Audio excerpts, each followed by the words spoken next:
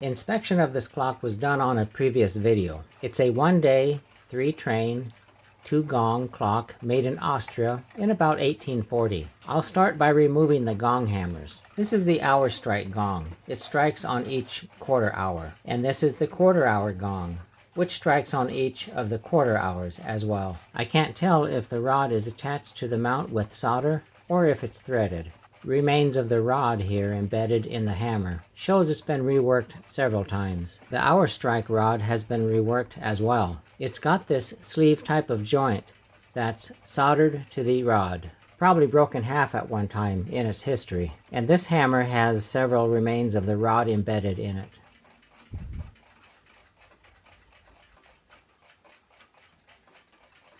This piece has multiple tool marks on it.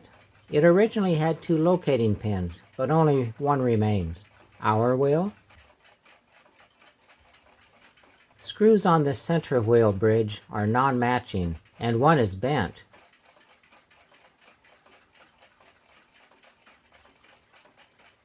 Excessive oil here. Taper pin on this lever was bent, and it broke when straightened. This screw only has about 2 working threads. I'll make sure they all get put back where they came from in this movement. The base on this spring has been broke in the past and repaired with a brace. Very clever repair. It needed this brace to keep the spring from rotating and getting out of adjustment. A handmade spring from one solid block of steel.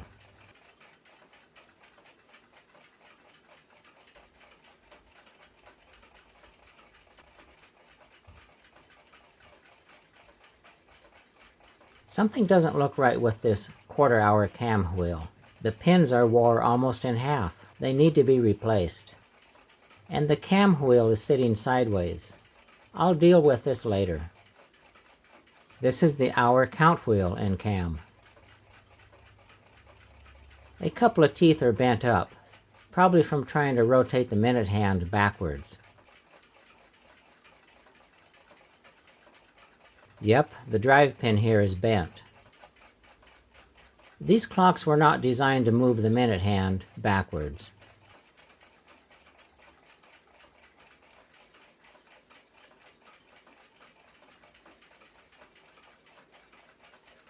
Seems like every other screw is a mismatch, threads galled or bent. They've all been abused in the past.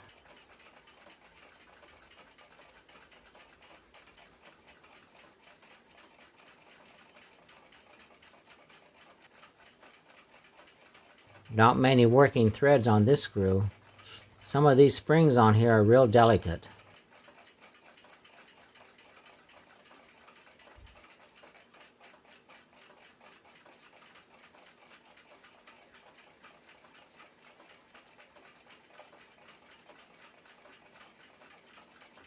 Sidewall is split. It's so thin.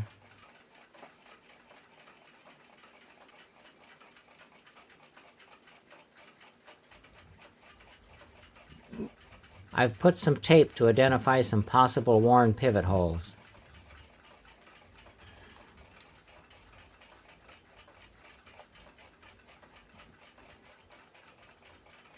Get this front plate off and see what I'm up against. Tool marks here.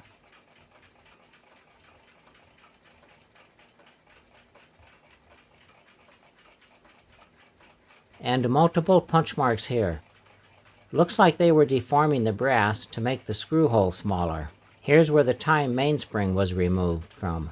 Looks like an egg-shaped pivot hole in the past was stabilized by installing some brass pins. Then a bushing was put in after that. A repair of some sort here. A pin has been installed. 3 tool mark scratches on the mainspring barrel from a previous person. And here's some more scratches on this mainspring barrel from someone. Some letters scratched in the barrel caps. A bushing here. These are scratches from the governor pivot. Someone had a tough time assembling it at one time. 2 mismatched screws that go to the time mainspring barrel, and these 2 screws are mismatched as well.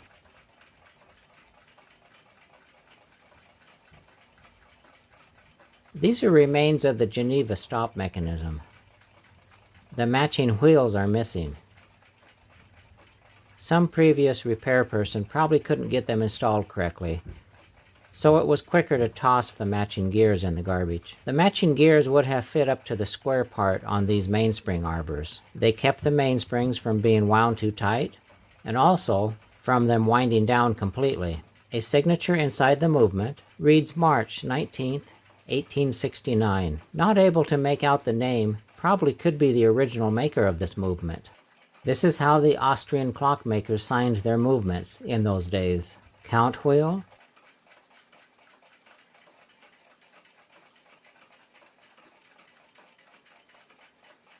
governor fan, count wheel,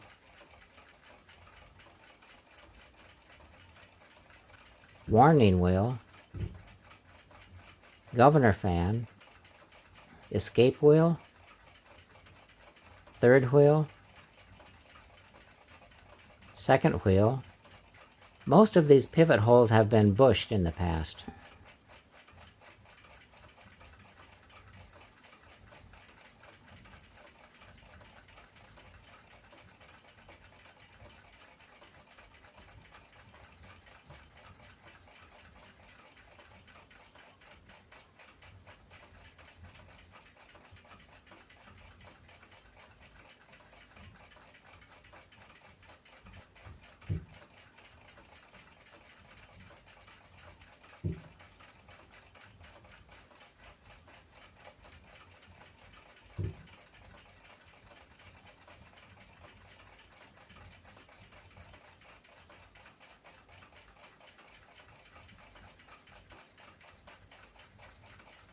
I see this verge has been butchered. The clutch mechanism has been soldered in sometime in the past. The shaft should be friction fit. The slip clutch action is how these Austrian clocks are set in beat.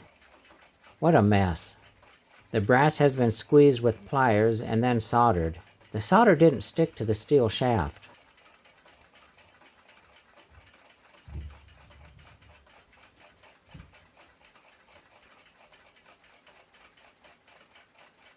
Well, all apart and inspected, now it's time to start rebuilding and get this working again.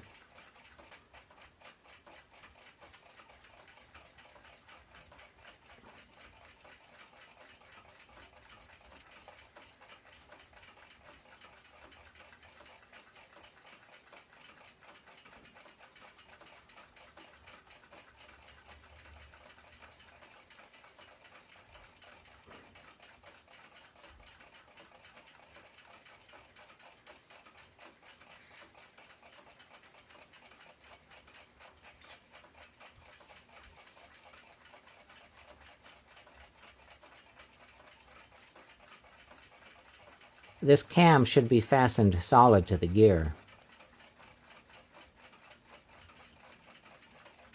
These two indexing holes should be the same size.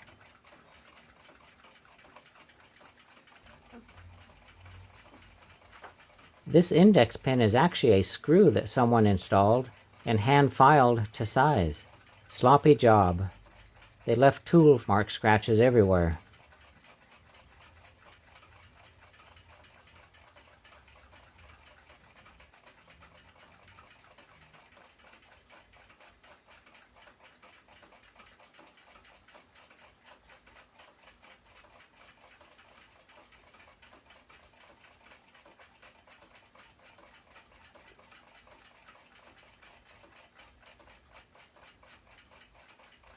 I'll remove this screw and see what type of shape the threads are in. Oh, it won't come out. Threads are stripped.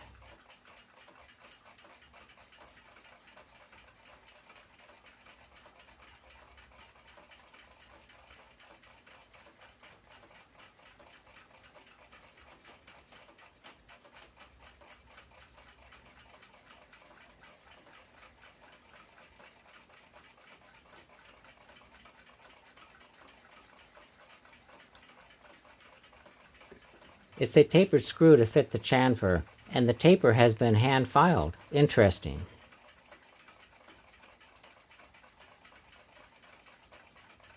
2 tool marks on the back side of the cam next to the screw hole.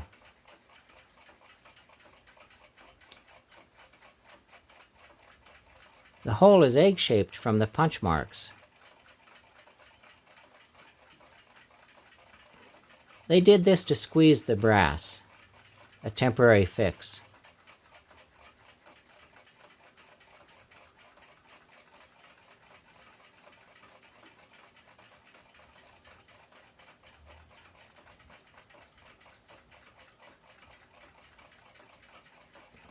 I'll look for a replacement screw.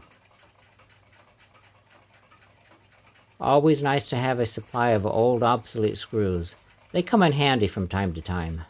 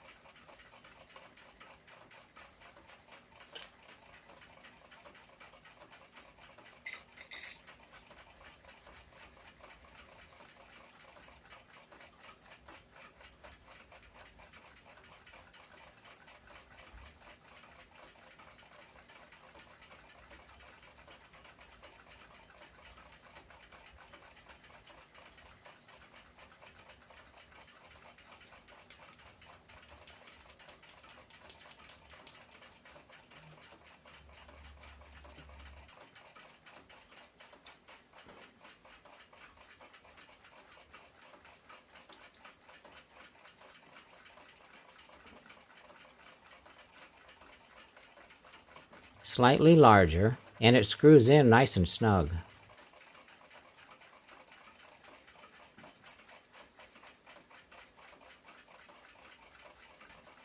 I'll taper the head on the lathe.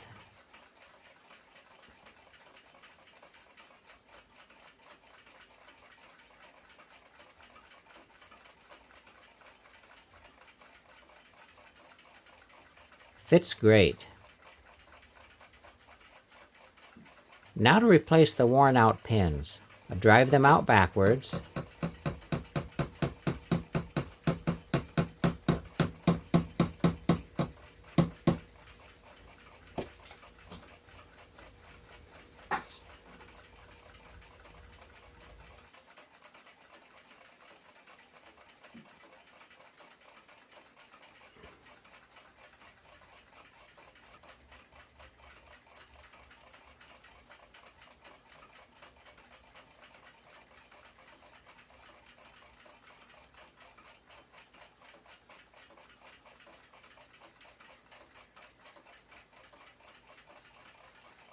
I'll use some blued pivot wire.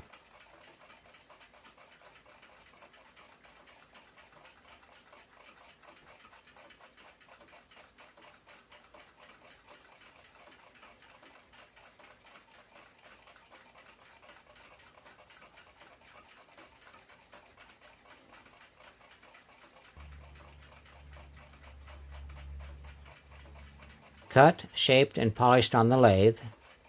These will work great.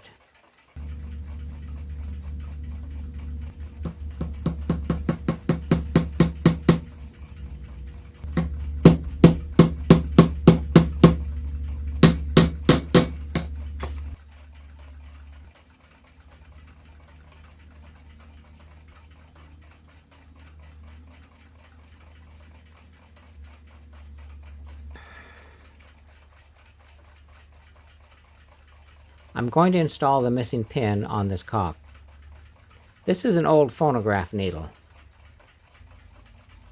Some blue on it, and fit it up next to the hole. This will give me a measurement of the diameter of the pin needed.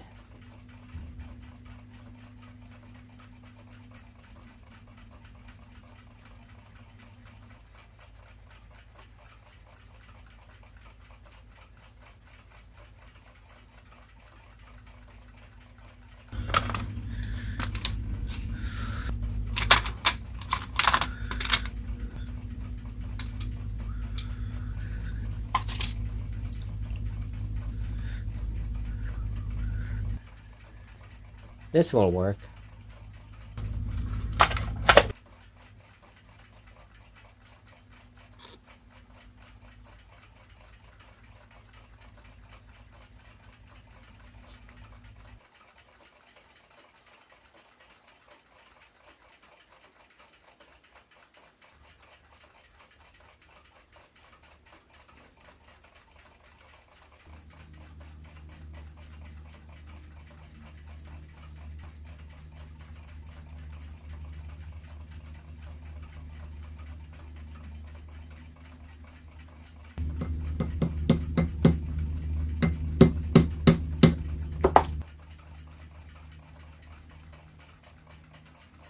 I'll leave the old pin for now.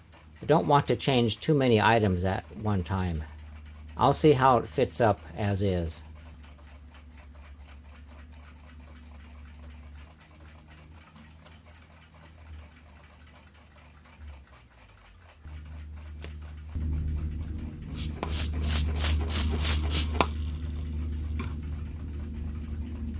The cam wheel is binding when the screw is snugged down. Something's not right.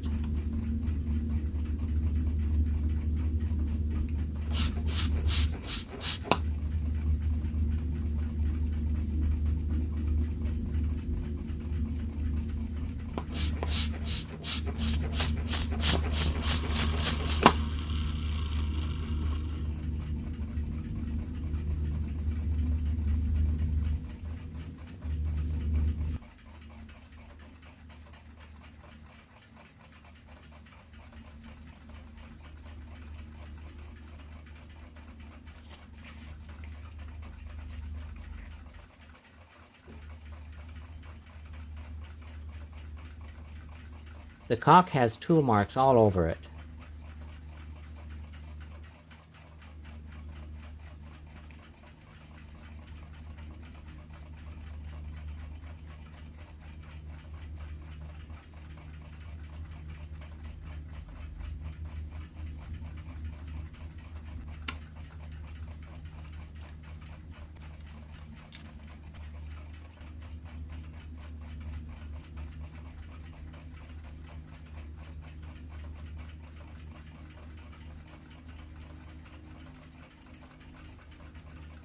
Someone has bent and twisted it all up for some reason. The arm is completely deformed. I'll need to somehow get it back to its original shape.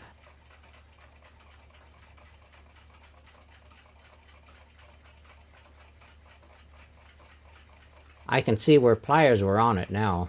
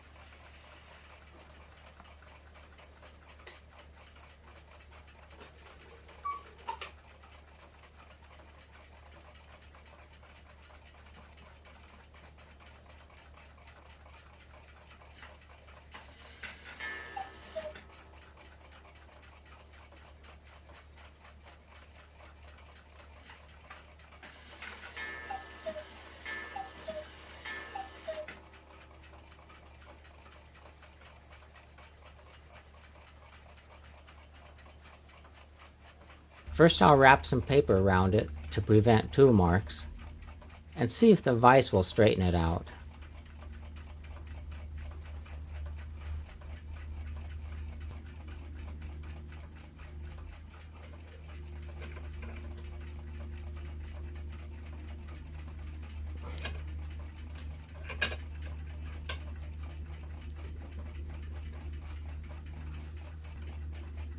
Nice, that worked great.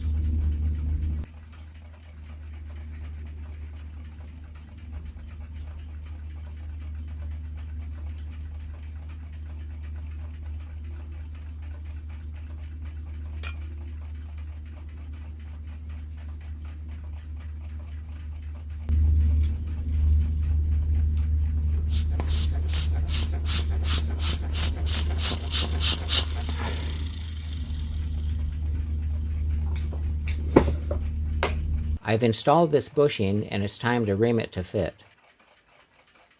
I'll use a reamer and burnishing broach.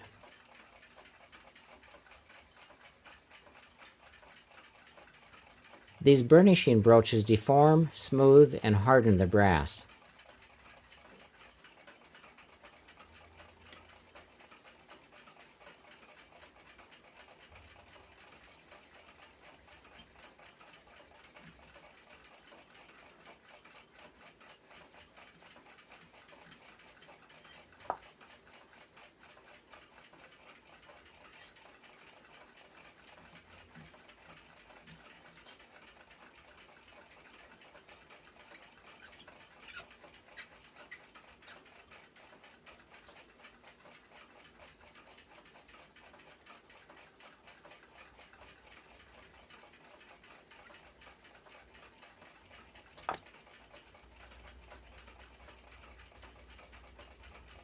Fits nice.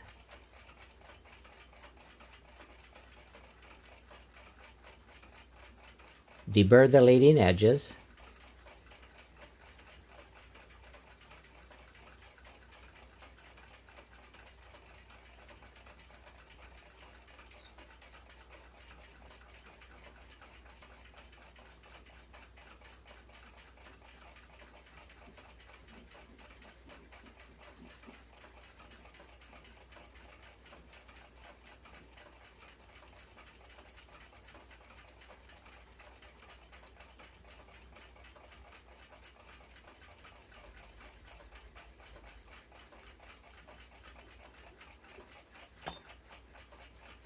Now to cut the next bushing.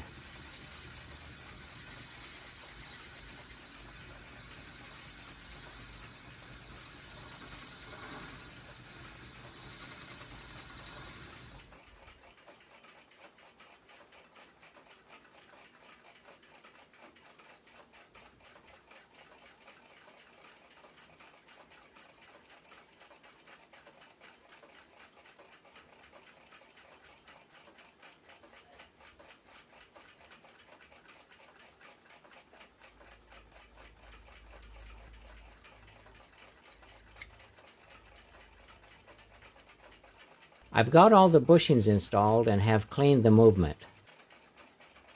Time to pith the pivot holes out.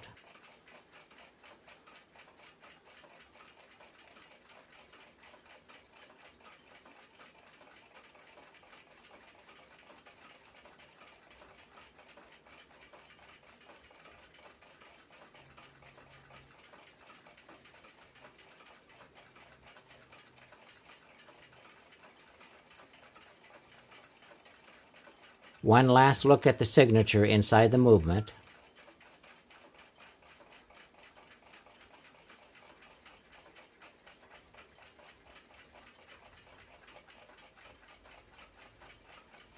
Next, butchered items to deal with.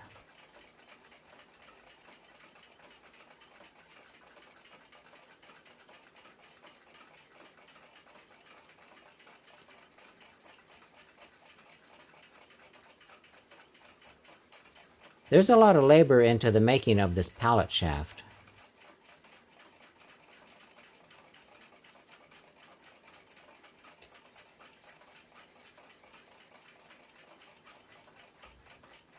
This has been squeezed together and deformed into an egg shape on both sides. The deformed collar is going to need to be removed.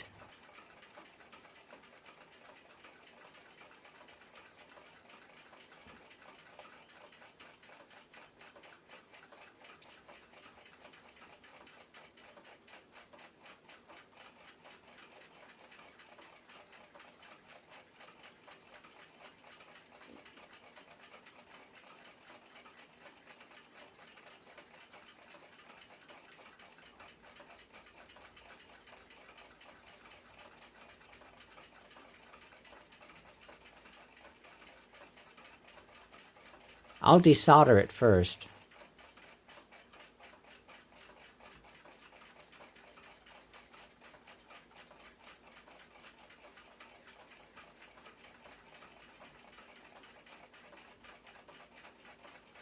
It sure is egg-shaped. I don't want to mount the new collar in this egg-shaped hole.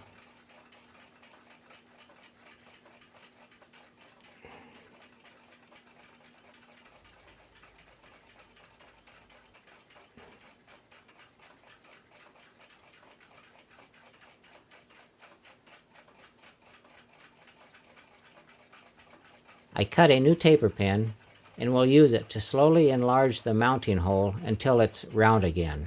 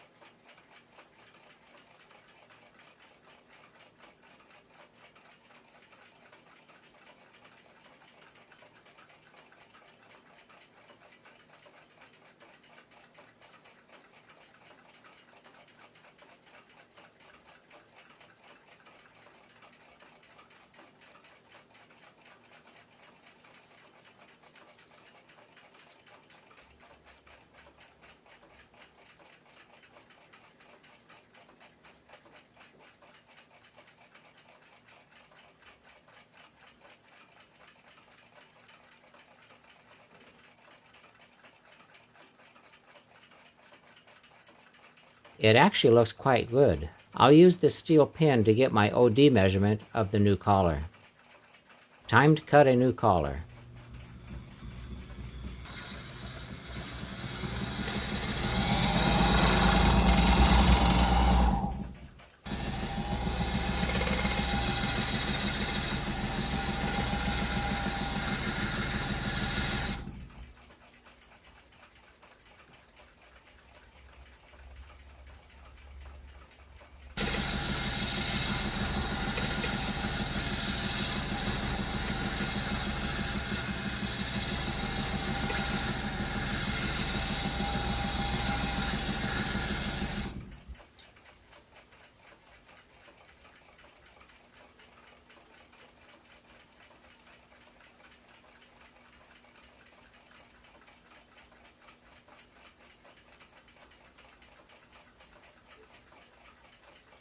I'll switch gravers for the final cut.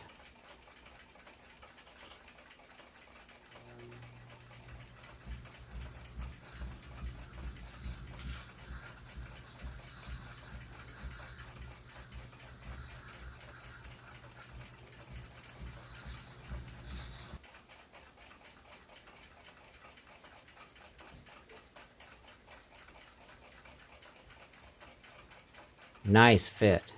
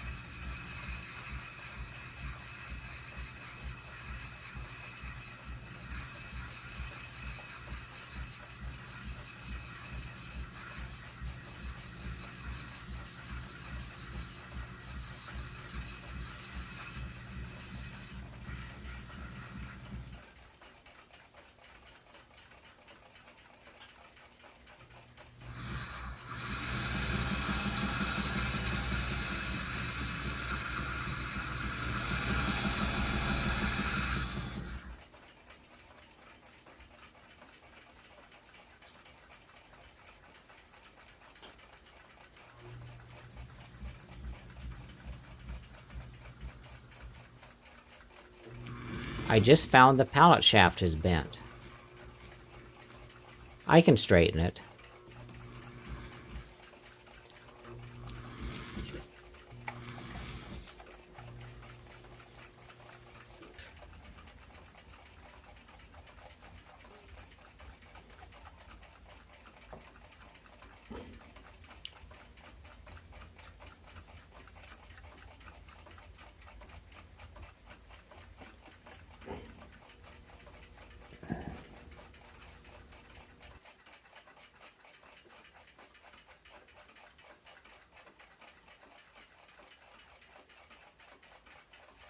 Time to fit the new collar. The taper on the end will be used to rivet it.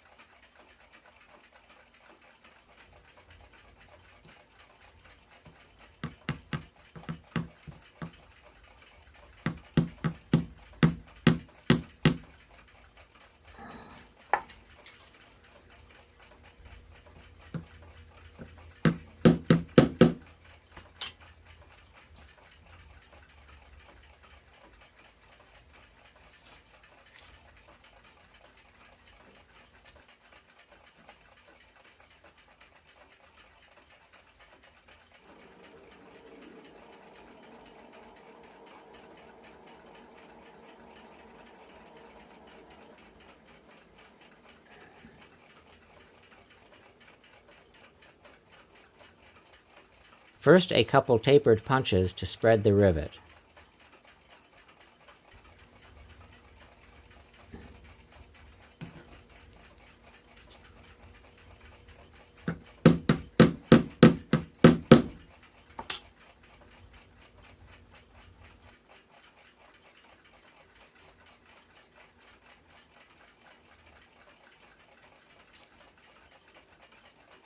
Then a flat punch to roll over the rivet.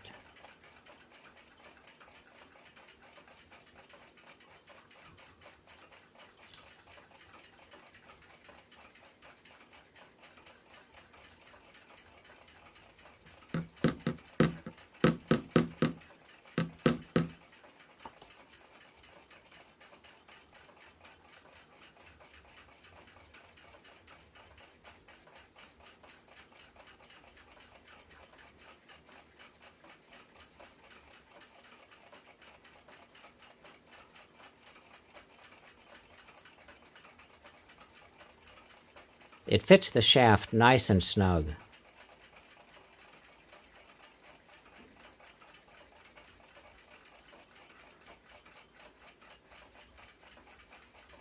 It needs to slip on the shaft since it's a clutch and is used to set the clock in beat.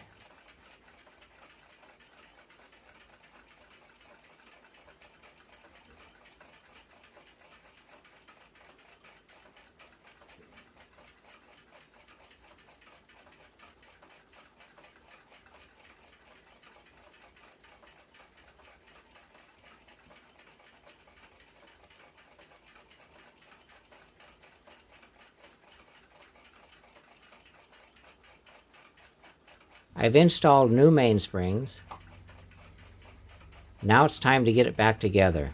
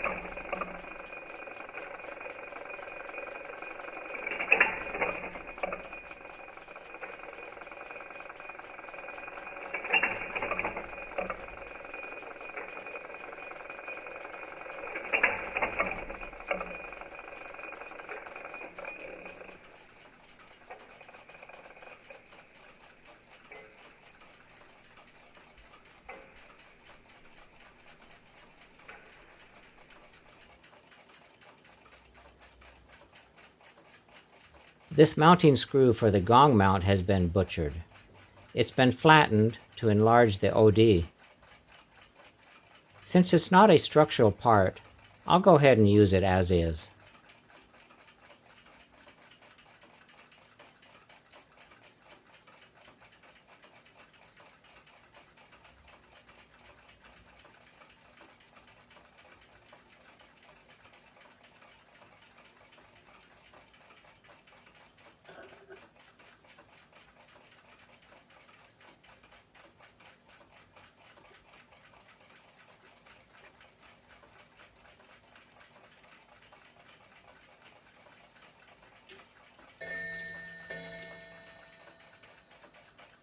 This hand looks bent. Looking closer, you can see it's a handmade original hand.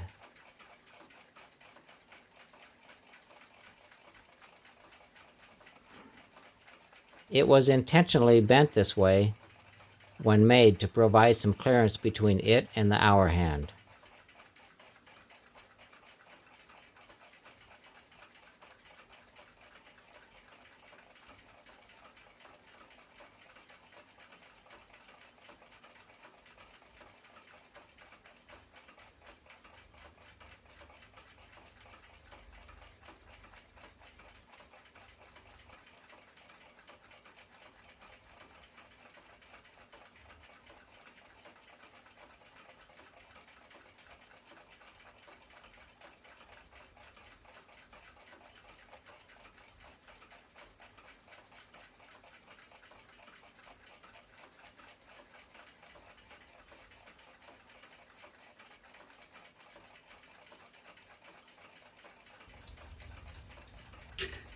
Get these gong hammers adjusted.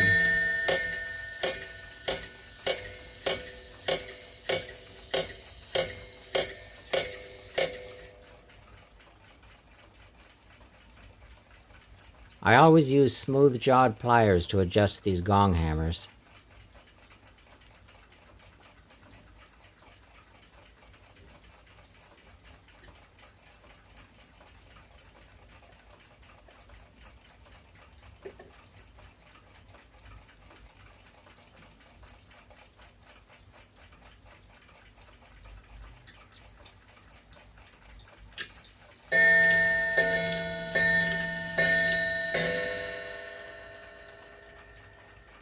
Here's how you adjust the fast and the slow for the clock.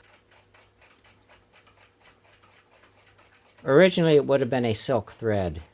Someone has replaced the silk thread with a nylon. Adjusting the thread longer or shorter adjusts the speed.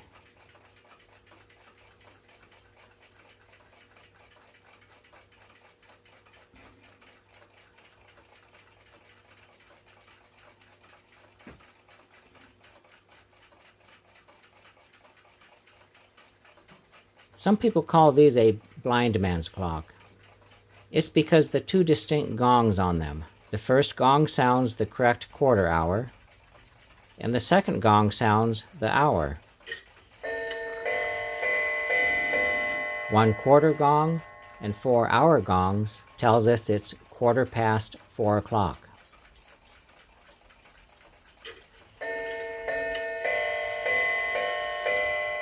Two quarter gongs and 4 hour gongs tells us it's 4 o'clock.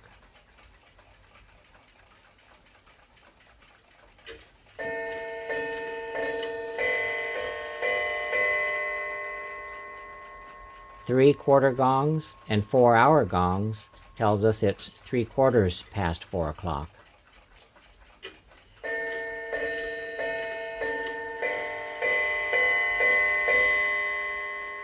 And finally, 4 quarter gongs and 5 hour gongs tells us it's 5 o'clock. This clock originally had an oval base with a glass oval dome cover. The original glass was damaged in its trip from Austria to the United States. It's been replaced with a round base and round dome cover.